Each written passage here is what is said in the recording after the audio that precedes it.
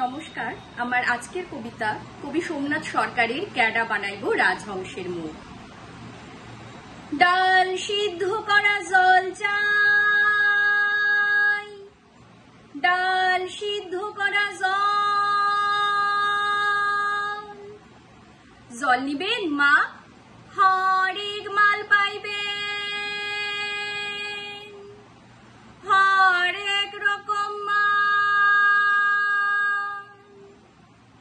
গলির মুখে বাঘ নেবার আগে চেঁচিয়ে ওঠে ছোট্ট শিশু, ও হরেক মাল, ও ফেরিওয়ালা ফেরিওয়ালা।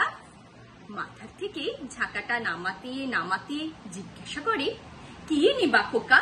জলের মগ, মশলার কৌডা, কাপড় কাচা বেরাস, বান্দরের মুখোশ, কি দিমু? তোমার কাছে রাজহংসের মুখ আছে? খুব আস্তে আস্তে বলে ছোট্ট শিশু। কি কইলা? হাঁসের মুখ? হীরা কও, হাঁসের মুখ নয়, রাজহংসের মুখ আছে তোমার কাছে? ইটা কি কইলা? মানুষের পোলা হইয়া বান্দরের মুখ কিনবারে চায়, রাক্ষসের মুখ কিনবারে চায়, আর তুমি কিনা রাজহংসের মুখ কিনবারে চাও কেন? রাজহংসের মুখোশ পইরা দেবস্থানের পুকুরে আর দিঘিতে জল ছাইক্কা শুধু দুধ খাইবারে চাও নাকি? ঝুড়িটা মাথায় তুলতে তুলতে, সে দুধ আর জল আলাদা কইরা খাইবার নিয়ম নাই, ক্যাডা বানাইবো রাজহংসের মুখ?